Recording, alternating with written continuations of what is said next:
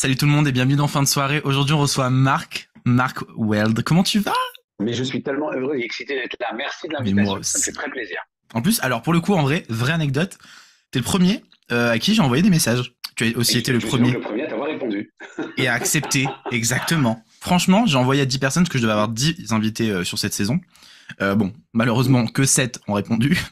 Mais du coup, non, c'est vraiment, vous êtes vraiment choisis. Mais tu sais, Arnaud, on le sent quand on est choisi. Et moi, j'ai senti que j'étais choisi. Tu sens quand quelqu'un envoie un mail un peu genre le pavé qui est à copier-coller. Oui, Et quand la personne te dit, je m'intéresse à ton travail, j'ai aimé ça, je te suis depuis. Tu sais, on n'a pas, on n'est pas des lapros de 3 semaines. Donc on se rend compte quand il y a une vraie envie en face. Et donc c'est très, très touchant et très flatteur.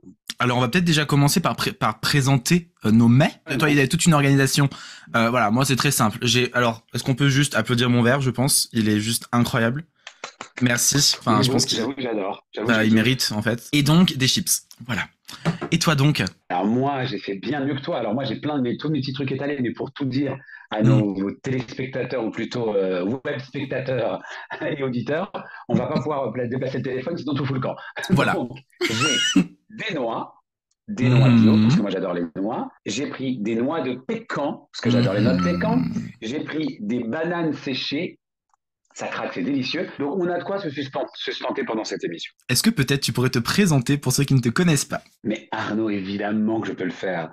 Écoute, je m'appelle Mark Weld, je suis un fabricant de chansons, un artisan de chansons. Avec mes petites mains, je compose à la guitare et au piano et avec mes petits doigts toujours, j'écris mes textes. Et voilà, j'ai la chance aujourd'hui de faire ce métier en étant passé auparavant par la comédie, puisque je suis acteur de formation, par la danse, puisque j'ai dansé pendant de nombreuses années, donc voilà, et puis par le chant, parce que j'ai chanté un petit peu avant. Donc j'ai un petit peu exploré presque tous les corps de métier. Entre guillemets, je suis pas peintre, je suis pas dessinateur, je suis pas sculpteur, mais en tout cas tout ce qui est spectacle vivant. Donc voilà, en gros c'est moi, Mark Weld. Première question. J'ai su que tu étais un excellent pâtissier.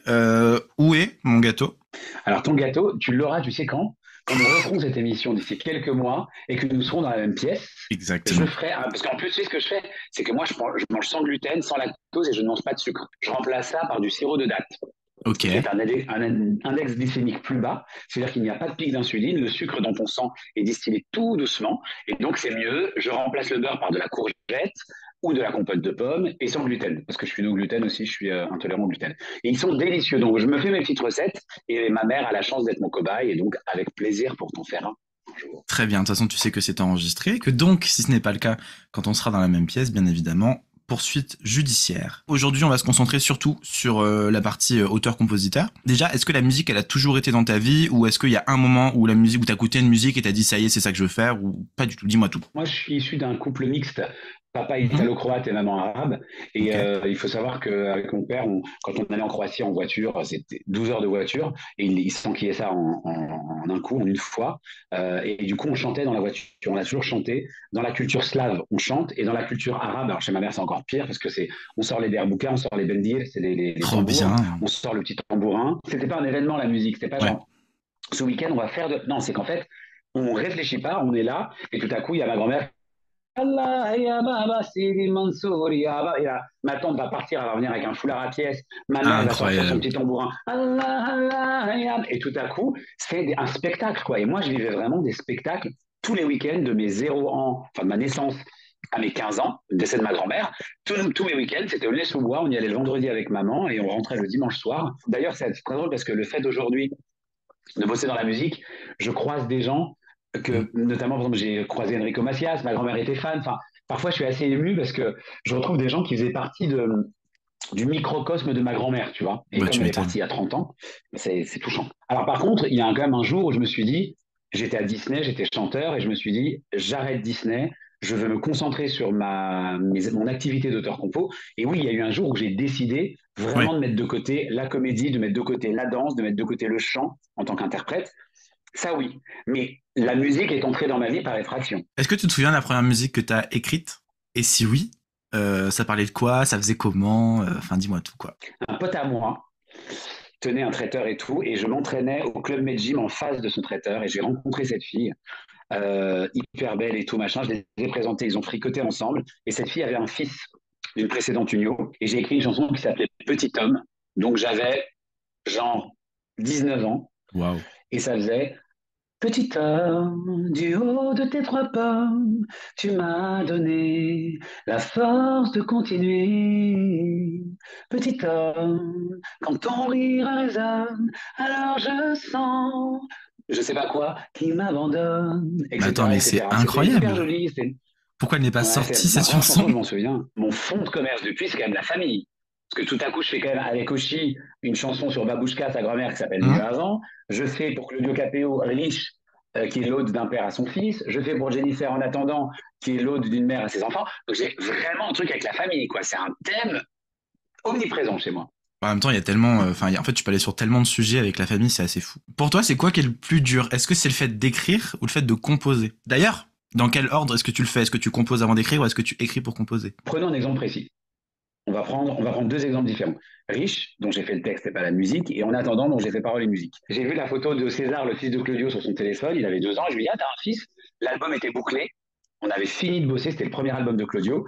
C'était fini. Le séminaire Claudio Capéo était fini. On faisait la bouffe de fin de séminaire. On se tapait dans la main. Moi, j'avais un titre sur l'album qui s'appelait Ça fait tourner le monde. Je me suis isolé. J'ai écrit le texte et j'avais pas du tout d'idée de mélodie.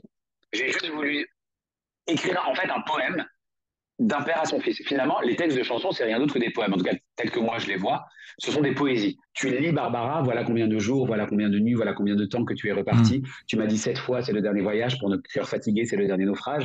Parce que là, c'est un poème. Enfin, il n'y a pas à dire, c'est tu te poses. Je bien peux te le sûr. dire comme un poème dans le salon de ta mère est en larmes, ton père est en larmes, et ta sœur est au 36e dessous. C'est beau, c'est juste beau. Voilà. Aujourd'hui, il n'y a pas que des chansons comme ça. La chanson que j'aime faire, c'est une chanson qui est un peu poétique.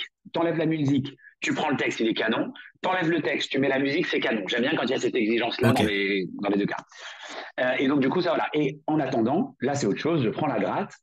Et là, je commence à jouer et j'ai cette phrase qui me vient en disant, bien sûr, vous aurez des chagrins, des nuits blanches et des mauvais jours.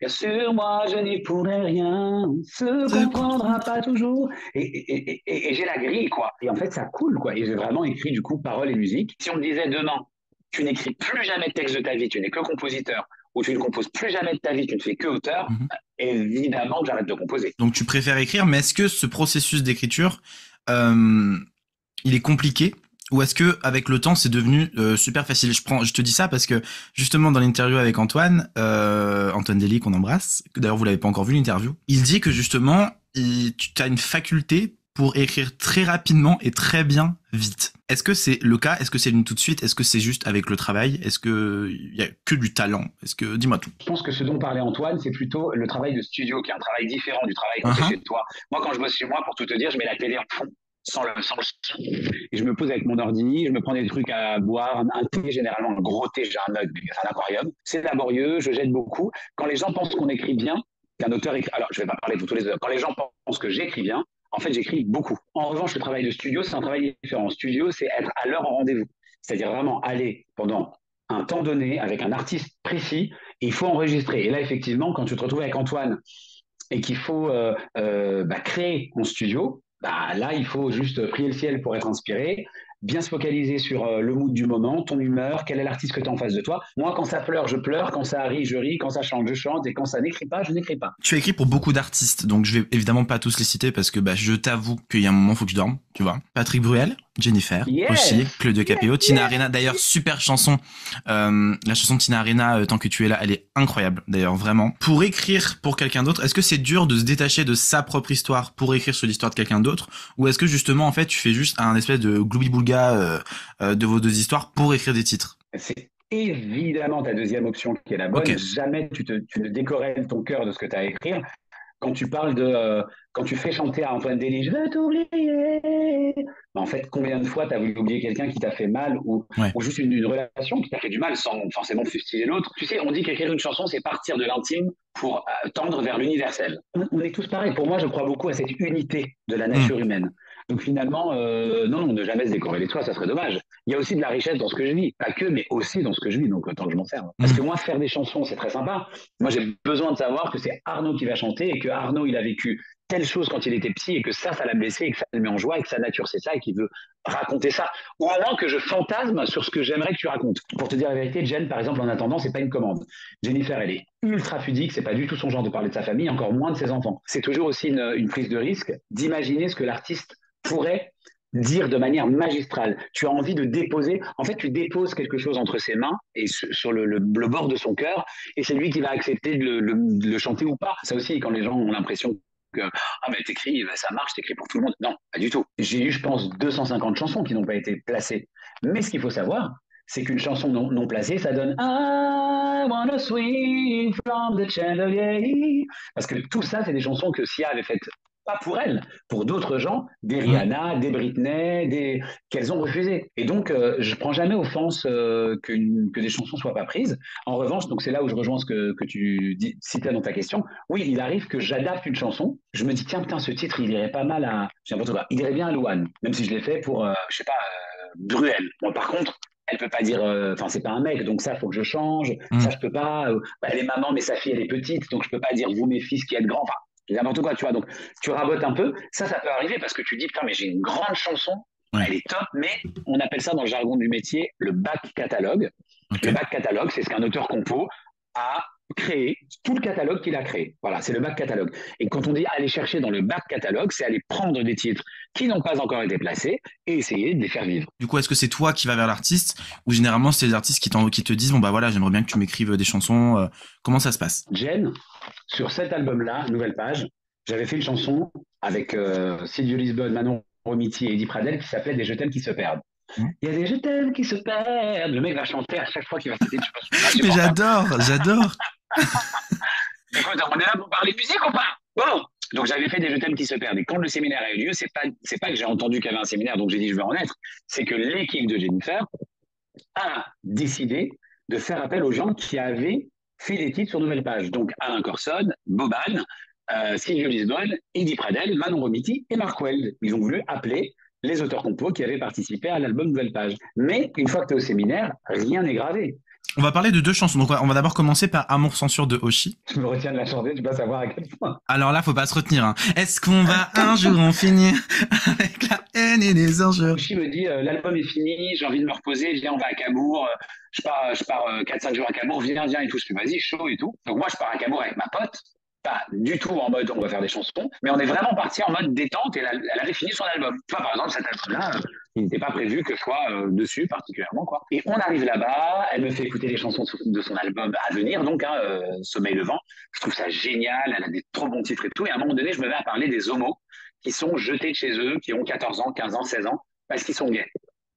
Et c'est vrai que moi qui ai subi le harcèlement quand j'étais petit, pour qui ça a été très compliqué dans ma famille côté arabe, au côté croate j'en ai jamais parlé donc ça n'a pas été dur, mais côté arabe, moi j'ai eu carrément des stages chez Maison qui m'ont rasé la tête, qui m'ont dit marche comme un homme, pourquoi tu marches comme une meuf, hein.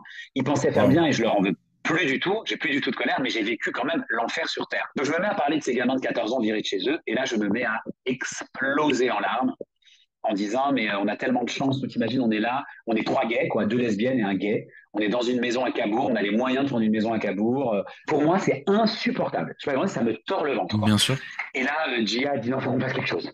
On faut qu'on fasse quelque chose, faut pas qu'on l'a. Et donc on se dit on va monter un concert avec plein d'artistes, on va réunir des fonds, on va les donner au refuge, on cherche des solutions. Et là, Oshi dit putain mais attends, mais je pense à un truc.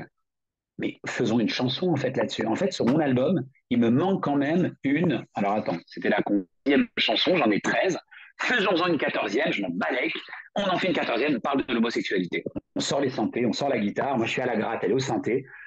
On sort une grille et on fait Amour censure en 2 heures, quoi. On parle les musiques. Et pour l'histoire, Gia allait dans sa chambre pour nous laisser dans notre vibe dans le salon. Et elle sort la tête à un moment donné, je l'appelle ma petite souris, Gia Martinelli, elle me dit hey, les gars, juste pour vous dire, vous êtes en train de faire un hymne. Pour moi, on avait dit ce qu'on avait à dire, mais je voyais pas aussi loin. Et en fait, Gia avait raison. Justement, ce titre-là, vous l'avez écrit et composé dans quel élan? Dans un élan, un hymne un cri de fierté ou justement un espèce de cri de guerre entre guillemets à ceux, pas de cri de guerre mais de cri de contestation. Voilà, c'était dans quelle volonté à la base? Je mentirais de dire qu'il n'y a pas eu que l'énergie d'amour de dire oui parce que la chanson dit quand même papa désolé je vais pas te mentir, moi aussi j'ai une famille à nourrir, etc.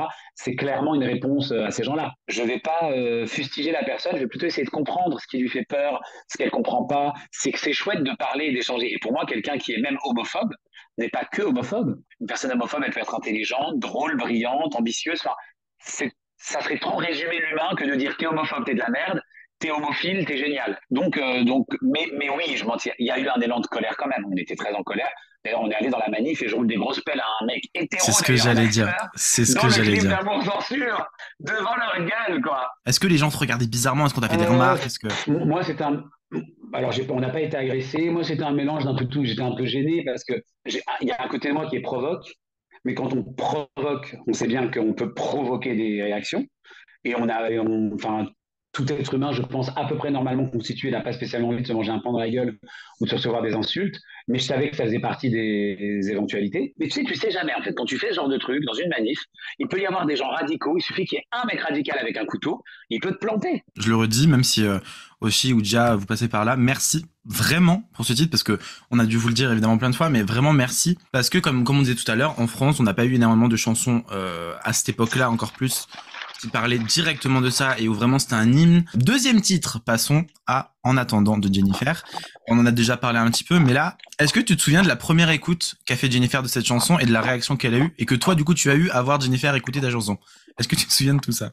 Il y a un truc très très drôle, c'est que Jen poste un jour sur ses réseaux. Bon, évidemment, je scrutais parce qu'elle entrait en studio, elle commençait à tester les chansons qu'on lui avait envoyées. Donc, il y a 2 ans et demi. Elle poste un truc où elle met émotion, 3 petits points. Tu la vois lire un texte et elle est genre ultra émue, genre elle est comme ça, elle lit le texte.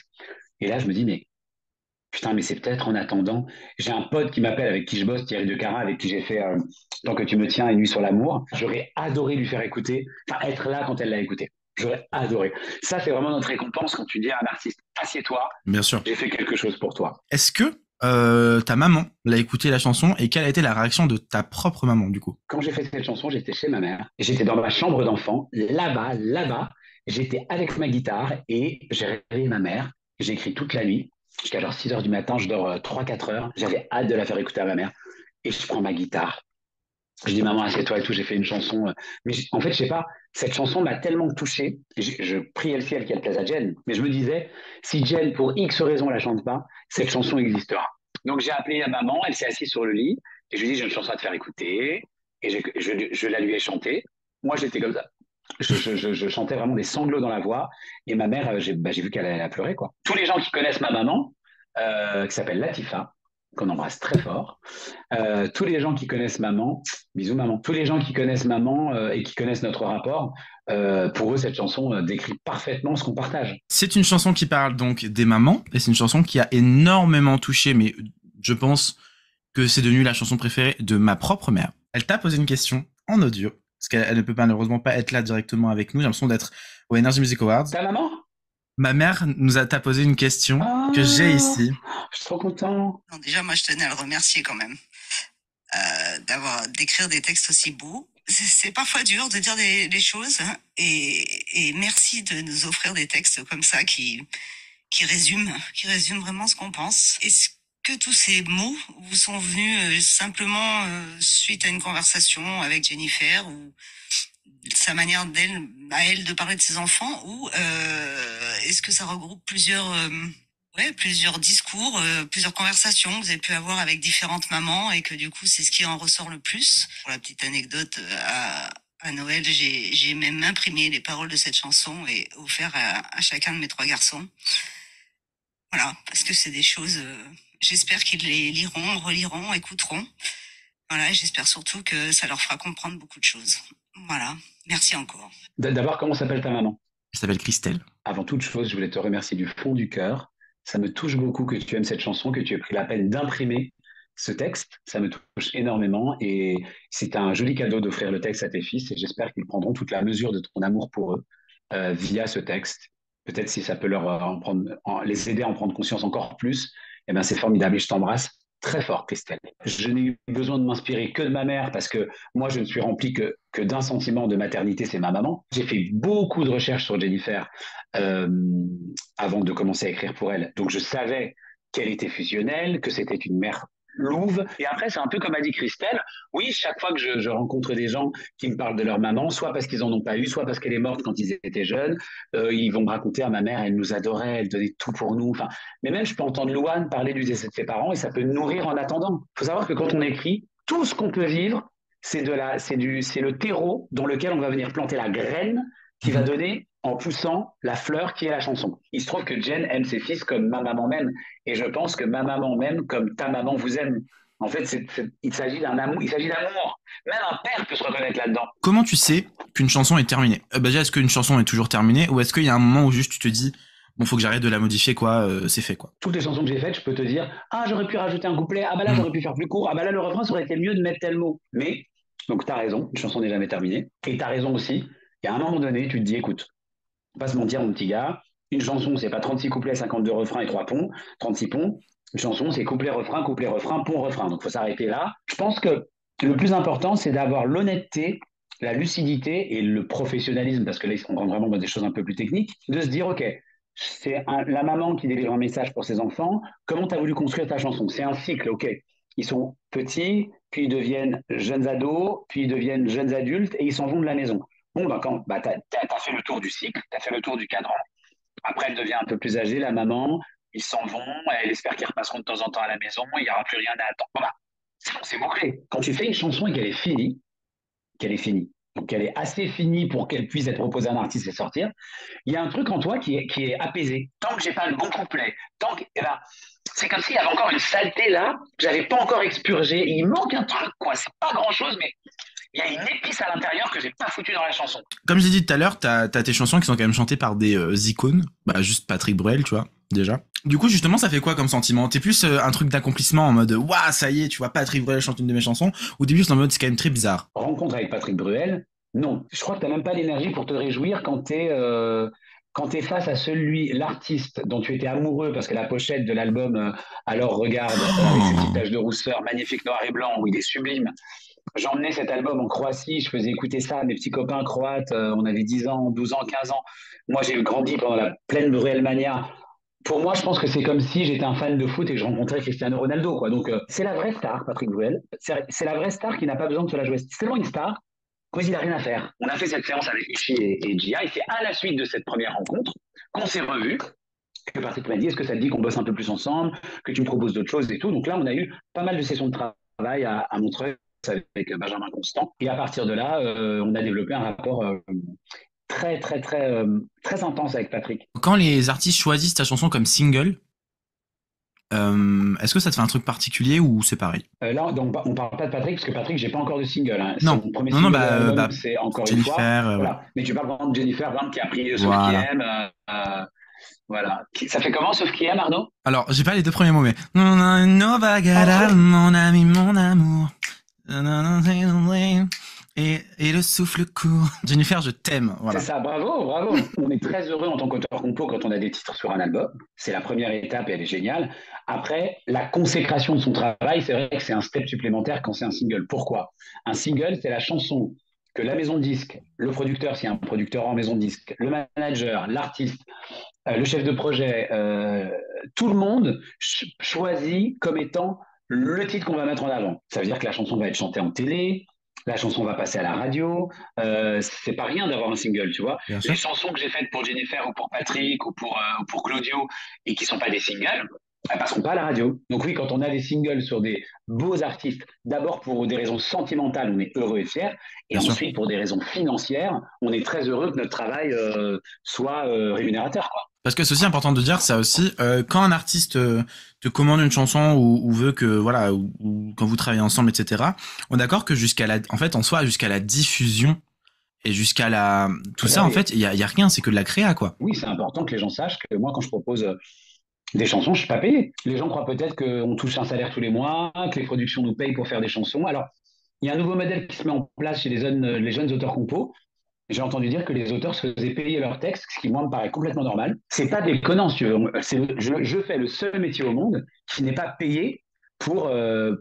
ce qu'il produit, mais il est payé pour ce qu'il génère éventuellement. Et c'est important de le dire aussi, tu vois, parce que même les plus grands auteurs-compositeurs de ce monde, bah ça marche pareil en fait. Ils suivent ce process. Quelle est la chanson française ou internationale ou tout ce que tu veux, martienne s'il faut, que tu aurais aimé écrire toi, ou en tout cas être dans le processus, tu sais, de création, quoi. Celle que je cite toujours, qui est ma chanson ultime, comme une pierre que l'on jette dans l'eau vive d'un ruisseau, et qui laisse derrière elle des milliers de ronds dans l'eau. La deuxième, ça serait depuis que je vis loin de toi, si je suis comme loin de moi. Je vis à 1000 heures de toi, tu vis à des années de moi. C'est ça, être là-bas. Donc là, on va parler de ça. Oshi, Je vois dans pas du tes tout qui tubes. c'est, je connais pas du tout ce magazine, donc Alors, je ne vois pas du tout de quoi vous voulez c'est parler. Natacha Saint-Pierre. Et non, Oshi, du coup, dans tes tubes. Et donc ça, c'était à la suite du joyeux, j'appellerais même pas ça un débordement parce que c'était tout clairement contrôlé, de l'infamie qu'a pu dire Fabien Lecoeuvre à l'égard d'Oshi. Quand tu vois ça et quand tu vois à quel point c'était gratuit et visé, qu'est-ce qui se passe? Parce que vraiment à ce moment-là, je me souviens que ça m'avait choqué. Et voilà, qu'est-ce qui se passe dans ta tête à ce moment-là, quoi? Au début, moi je suis en session de travail, je regarde, moi de mémoire d'homme, je n'ai jamais entendu un journaliste musical depuis 30 ou 40 ans qui a été manager d'artistes, qui en manage encore aujourd'hui. J'ai jamais entendu qui que ce soit dire Patricia Cass est épouvantable, qui est-ce qui aimerait avoir un poster d'elle dans sa chambre. Enfin, j'ai trouvé ça, waouh, quoi, c'était trash, quoi, tellement trash que je sais pas possible. Donc j'ai arrêté ma session, je suis allé dehors devant le studio et j'ai remis. Il a vraiment dit il faut choisir, mais prenez des Vanessa Paradis, prenez. Je voulais être sûr que j'avais compris. Je te jure, en fait, ça m'a sonné. Je suis pour la liberté d'expression, mais là, dire de quelqu'un de son physique qu'il est épouvantable, c'était une gamine de 23 ans à l'époque. Et surtout, alors, juste après, moi, je reste pas longtemps dans les sentiments de colère, de machin. Donc oui, je me suis dit, bah, il a eu un débordement, il a été con. Mais là où je l'ai trouvé très, très, très con, c'est que par la suite, il a dit, mais pas du tout, j'ai pas dit ça. Je disais, sa musique est bonne, mais c'est. Non, mec, t'as dit qu'elle était Tu l'as dit en physiquement un fait, bien peu. sûr. Et en fait, comme c'est toujours le cas, quand les gens sont centrés, bien à leur place, ce qui est le cas d'Oshi, tout s'est retourné. Tout à coup, elle a reçu des témoignages de tous les artistes. Paul Naref lui a écrit, des gens, mais des politiques lui ont écrit, attention. Hein. C'est-à-dire qu'il y a eu comme une armée d'amour qui s'est mise en place autour d'elle.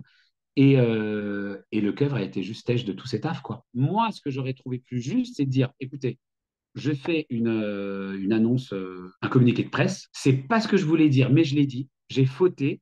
On ne parle pas du physique des gens. On ne parle pas du physique des gens avec ces mots orduriers. Je m'excuse auprès d'Oshi, je m'excuse auprès de la famille d'Oshi, je m'excuse auprès de ses amis, je m'excuse auprès de tout le monde. Et c'est un enseignement pour moi. Je ne redirai pas ce genre de mots. Ça ne se fait pas. Un mec dit ça, c'est quand même assez inattaquable. Moi, je veux bien entendre que Fabien Lecoeuvre n'ait pas voulu dire ça, que ces mots ont dépassé sa pensée. Je veux bien entendre. Mais dans ces cas-là, dis-le. Quand Mmh. tu as une tribune qui t'est offerte, dis-le. Et il ne l'a pas fait. Donc voilà, pour faire court, premier sentiment de la colère, de la révolte, et deuxième sentiment très vite de la tristesse. Moi, j'ai fait un post en disant, mais en plus, perso, c'était même pas, genre, je la trouve belle, moi aussi. Moi c'est une belle Bien fille. sûr, Je mais la connais clairement. sous toutes les figures. Et une belle fille. Moi, j'ai compris à ce moment-là pourquoi j'avais renoncé à être chanteur, en dehors du fait que je pense vraiment que j'avais pas le talent pour faire une carrière, mais ça, c'est autre chose. Mais je pense aussi que tout comment dire, le package qu'il faut accepter, pour lequel il faut accepter de signer, qui est la notoriété, les paparazzis, et ce genre de sortie désastreuse de certains acteurs publics, j'aurais pas pu absorber ça, en fait. C'est trop. Tout à coup, les gens, voyant les photos avec moi, voyant le post que j'avais fait pour la soutenir, etc., ils ont voulu savoir, mais non. Enfin, et donc, j'ai écrit à Chi, je lui ai dit, voilà, il y a tel média qui me contacte, tel média. Elle me dit, oh, non, mais on répond à rien. Enfin, non, quoi. Elle voulait surtout passer à autre chose vite. Et elle voulait pas donner de l'énergie à Fabien Lecoeuvre, nourrir cette polémique. Elle avait déjà assez à gérer, je pense, avec sa tristesse. C'est vraiment une fille top, quoi. Oshi, c'est vraiment une fille top. Et je pense qu'elle a les fans qu'elle mérite. On a tous les fans qu'on mérite, tu vois. On va passer à quelque chose de totalement fou. Quand j'ai vu ça et quand je me suis rendu compte de ça, j'ai dit mais waouh. Et j'étais encore plus heureux de t'avoir. Tu es quand même l'auteur-compositeur de Boom Boom. Quand ta tête, ça fait boum Boom boum. Boom, tum Quand tum, l'arbre ça ça fait fait boum. boum. De ça explose, à toi de voir si tu oses. Quand il te contacte pour ça, qu'est-ce qui se passe dans ta tête déjà? Est-ce que tu connaissais de Drag Race? Est-ce que t'étais fan aussi? Je suis tellement ultra fier d'avoir été dans la saison 1 de Drag Race. C'était la première Ouais. fois, on ne savait pas ce que ça allait donner. On avançait tous à vue, on a tous donné le meilleur et le résultat pour moi est ouf, quoi. Vraiment, c'est Paris gagné haut la main. Quand on démol et moi décidons de travailler ensemble, à vrai dire, on n'avait pas encore l'idée précise que ce serait sur le défi Popstar. Mais il savait qu'il faisait appel à moi pour mes qualités d'auteur-compositeur, producteur. Et moi, je savais que j'avais envie de bosser avec eux parce que Drag Race, quoi. J'ai eu aussi vraiment un coup de cœur professionnel, artistique et humain avec les deux producteurs, Raphaël Cioffi et Nicolas Nizoff. Pour expliquer aux gens qui ne connaîtraient pas Drag Race, RuPaul's Drag Race, il n'y a pas le défi Popstar dans toutes les saisons. Ouais. Il y a des défis, ça c'est un maxi challenge, et des fois c'est ça, des fois c'est autre chose. Voilà, ça peut être. Il y a plein de maxi challenge différents. Et là, il voulait partir sur Popstar. Et donc, j'ai dû faire une chanson dans 2 versions différentes. J'ai choisi, donc j'ai fait Boom Boom avec Toj.